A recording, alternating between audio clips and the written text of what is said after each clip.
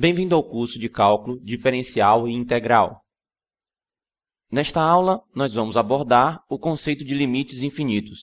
Considere a função f definida no conjunto dos números reais, tirando-se o zero, para o conjunto dos números reais, e que tem esta expressão aqui, 1 sobre x ao quadrado. A pergunta é, para que valor essa função se aproxima quando x aproxima-se de zero? Vamos, como sempre, ter uma estimativa numérica do que acontece. Perceba que, quanto mais eu me aproximo do zero, tanto pela esquerda quanto pela direita, o valor da função cresce de uma forma ilimitada. Ou seja, perceba que aqui nós já estamos com 10 bilhões e aqui também nós estamos com 10 bilhões. Quanto menor for o número que eu colocar próximo de zero, tanto pela esquerda quanto pela direita, você percebe que esse valor aqui crescerá ainda mais. Quando isso acontece, nós diremos que o limite da função, quando x tende àquele ponto em específico, no caso zero, será mais infinito. Então, esse aqui é um conceito que vai nos dizer o seguinte: quando o valor de x se aproxima de zero, o valor desta função cresce ilimitadamente, ou seja, diríamos que o limite dessa função, quando x tende a zero, é igual a mais infinito. Vejamos geometricamente essa ideia. Então, aqui nós temos o gráfico para a função f de x igual a 1 sobre x ao quadrado. E perceba que, quanto mais eu me aproximo de zero, tanto pela direita quanto pela esquerda, os valores da função cada vez mais crescem ilimitadamente. Note que o gráfico dessa função nunca tocará o eixo y. Por quê? Porque se ela toca o eixo y, significa que o valor de x deveria ser zero, o que não ocorre, já que zero não faz parte do domínio dessa função. Vejamos agora um novo exemplo. Uma outra função, que também vai do conjunto dos números reais, tirando o zero, até o conjunto dos números reais, que é definida dessa maneira, menos 1 sobre x ao quadrado. Então, é uma versão levemente alterada da função anterior, apenas eu troquei o sinal. A pergunta será, o que acontece com a função quando x aproxima-se de zero? Bem, note que, quando x aproxima-se de zero, tanto pela esquerda quanto pela direita, o valor da função decresce cada vez mais e ilimitadamente. Ou seja, perceba que aqui, quando nós tínhamos x valendo menos 0,00001, nós tivemos menos 10 bilhões. E aqui, quando nós tínhamos x igual a 0,00001, nós tínhamos menos 10 bilhões. Quando isso acontece, nós diremos que o limite da função, quando x tende àquele ponto específico, nesse caso aqui zero, é menos infinito. Ou seja, isso aqui vai representar o quê? Que esta função g de x, quando x se aproxima de zero, o valor dela decresce ilimitadamente, né? Ou seja, vai para menos infinito. Novamente, vejamos a interpretação geométrica para esse limite. Aqui nós temos o gráfico para a função g de x igual a menos 1 sobre x ao quadrado. Perceba que, quanto mais x se aproxima de zero, tanto pela direita quanto pela esquerda, o valor da função se aproxima cada vez mais, né? Decresce cada vez mais ilimitadamente para um número negativo. Ou seja, diremos que o limite dessa função, quando x tende a zero, é menos infinito. Vejamos agora uma definição formal para esses conceitos. Então, seja uma função f e um número qualquer c no intervalo aberto de a até b. Suponha que f está definida de a até b, mas não necessariamente em c. Então, a gente vai dizer que o limite de f de x, quando x tende a c, é igual a mais infinito, se, para qualquer número epsilon maior que zero, existe um número delta maior do que zero correspondente, de tal modo que a função tem valores maiores do que epsilon, sempre que o módulo de x menos c for maior do que zero e menor do que delta. Vejamos uma interpretação geométrica para essa definição. Então, aqui nós temos uma função f genérica, certo? E perceba aqui, para qualquer epsilon maior que zero que você tome, vão existir valores para x no intervalo que vai de c menos delta até c mais delta. Nesse caso aqui, excluindo o c, porque a função não está definida nesse ponto. Vai acontecer o seguinte, os valores da função serão maiores do que o valor de epsilon. Então, nesse contexto, nós vamos dizer que o limite dessa função, quando x tende a c, é mais infinito. De forma análoga, podemos definir, de uma forma formal, quando que o valor de um limite é menos infinito. Dessa maneira, novamente, nós vamos ter uma função f e um número c no intervalo aberto de a até b. Suponha que f seja definida de a até b, mas não necessariamente em c. Então, a gente vai dizer que limite de f de x, quando x tende a c, é igual a menos infinito, se, para qualquer epsilon maior que zero, existe um delta maior do que zero correspondente, de tal modo que a função é menor do que menos epsilon, sempre que o módulo de x menos c for maior do que zero e menor do que delta.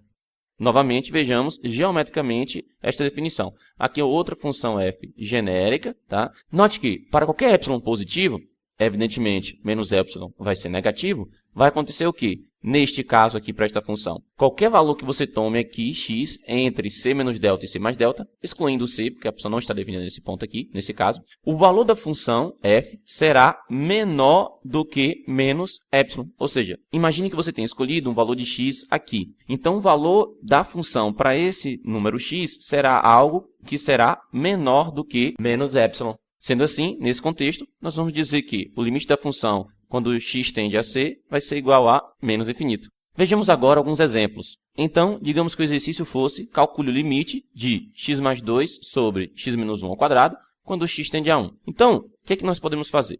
Nós vamos separar esse limite em dois, usando que o limite do produto é o produto dos limites. Nesse caso, a gente pode fazer isso, já que cada um dos fatores tem limite definido quando x se aproxima daquele ponto. Então, o que acontece aqui? Este fator aqui terá um limite igual a 3.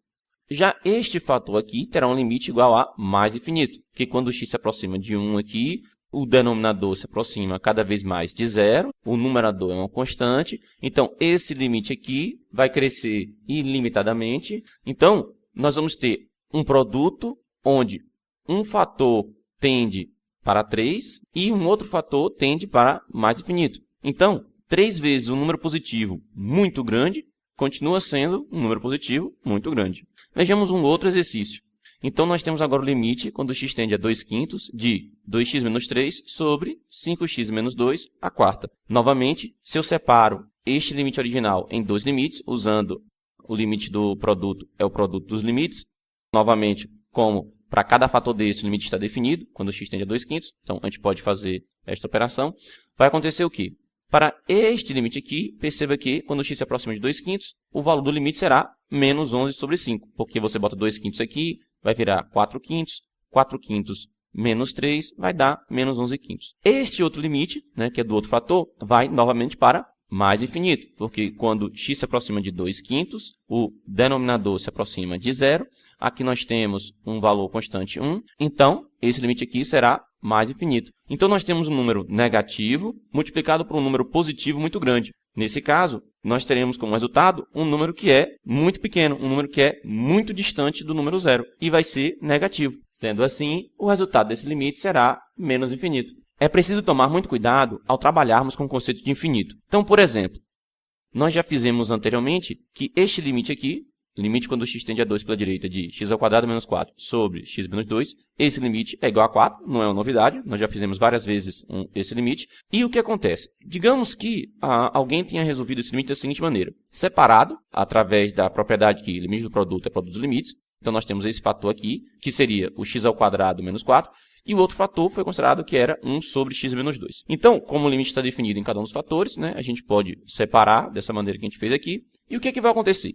Se x se aproxima de 2 pela direita, perceba que o número que nós temos aqui, que é essa função, x ao quadrado menos 4, se aproxima de zero. Já nesse outro fator, quando o limite de x tende a 2 pela direita, esta fração aqui assumirá valores cada vez maiores e positivos. Então, no final das contas, você vai ter o quê? Um fator que vai para zero multiplicado por um fator que vai para mais infinito. E aí, de uma forma bastante ingênua, a pessoa imagina que 0 vezes infinito daria zero. Aí é que está o erro. Este produto, onde, quando a gente vê essa notação, 0 multiplicado por mais infinito, a gente tem que enxergar o seguinte.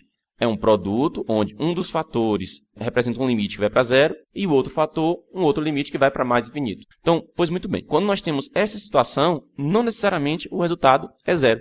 Aqui está um exemplo disso. Esse limite a gente viu inicialmente que o valor dele é 4. Vimos ele de uma outra perspectiva e vimos que nós podemos enxergar que é como se fosse um termo indo para zero e um termo indo para mais infinito. E, no entanto, o resultado desse limite não foi zero, foi 4. Vejamos algumas operações com limites infinitos. Então, considere que nós temos três funções, f, g e h, de tal modo que o limite de f de x, quando x tende a c, é igual a um número L, uma constante, positiva, negativa ou zero. Já a função g é tal que limite de g de x, quando x tende a c, é mais infinito. E, por fim, o limite da função h de x, quando x tende a c, é igual a menos infinito. Desse modo, será válido as seguintes sentenças. O limite do produto entre f de x e g de x, quando x tende a c, será igual a mais infinito, se L for positivo, e menos infinito, se L for negativo. Ou seja, é como se tivesse sido respeitado o jogo de sinais para o produto. Considere agora que nós vamos calcular o limite, quando x tende a c, do produto entre f e h.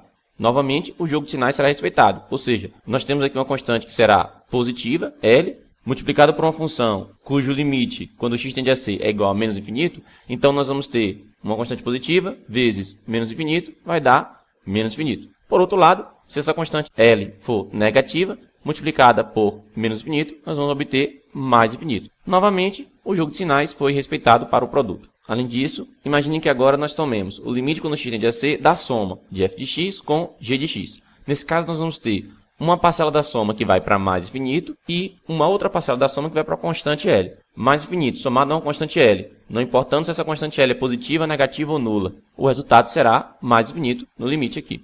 Por fim, se nós tivermos o limite quando x tende a c da soma entre f e h, como h tem limite quando x tende a ser igual a menos infinito, não importa se você soma a isso uma constante que seja positiva, negativa ou nula. O resultado continua sendo menos infinito. Sendo assim, nós usamos essas regras para realizar operações com limites infinitos.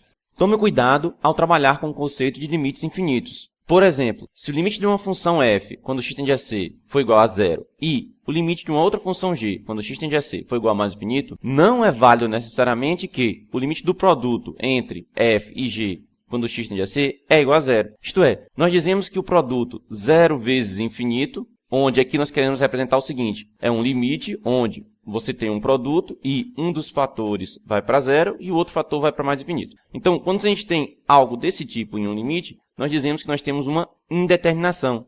Para cada situação, podemos ter um valor diferente. Vejamos mais algumas operações com limites infinitos. Imagine que você tem 4 funções, f, g, h e j, de modo que o limite de f de x quando x tende a c e o limite de g de x quando x tende a c é igual a mais infinito. Por outro lado, o limite de h de x quando x tende a c e o limite de j de x quando x tende a c é menos infinito. Então será válido o quê? O limite da soma entre f de x e g de x será mais infinito quando x tende a c. Ou seja, mais infinito somado a mais infinito, entre aspas, dá mais infinito. Se você fizer o limite quando x tende a c de h de x mais j de x, o resultado será menos infinito. Então, entre aspas, menos infinito mais menos infinito, nós temos menos infinito. Se fizermos agora o limite do produto entre f e g quando x tende a c, nós teremos mais infinito. Então, entre aspas, é como se a gente tivesse mais infinito vezes mais infinito, dá mais infinito. Temos ainda que, se eu fizesse o limite quando x tende a c de f de x vezes h de x, teríamos menos infinito. Ou seja, entre aspas, é como se tivéssemos mais infinito vezes menos infinito, dá menos infinito. E por fim, se eu tivesse o limite quando x tende a c de h de x vezes j de x, isso daria mais infinito. Mais uma vez, a interpretação é como se fosse menos infinito multiplicado por menos infinito é igual a mais infinito. Tenha bastante cuidado. Os seguintes limites são indeterminações.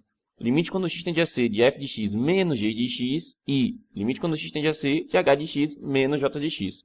Nós simbolizamos essas indeterminações da seguinte maneira: mais infinito, menos mais infinito e menos infinito, menos menos infinito. É muito comum a pessoa achar que mais infinito, menos mais infinito daria zero e que menos infinito, menos menos infinito também daria zero. Isso não é verdade necessariamente. Então, se você tem um limite onde uma parcela vai para mais infinito, a outra parcela vai para mais infinito, a subtração desses limites não dá zero necessariamente, e o mesmo acontece se você tiver um limite onde uma parcela vai para menos infinito e a outra parcela vai para menos infinito também.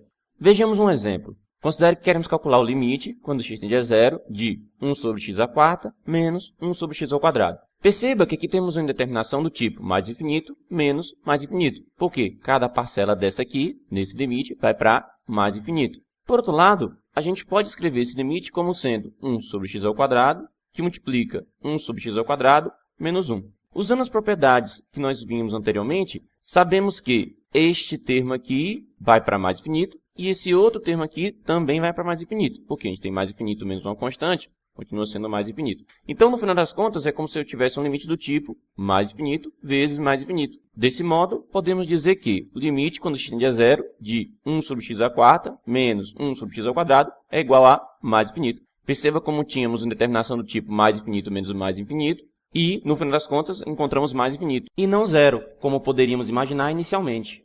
Esta aula termina aqui. Espero você no próximo vídeo.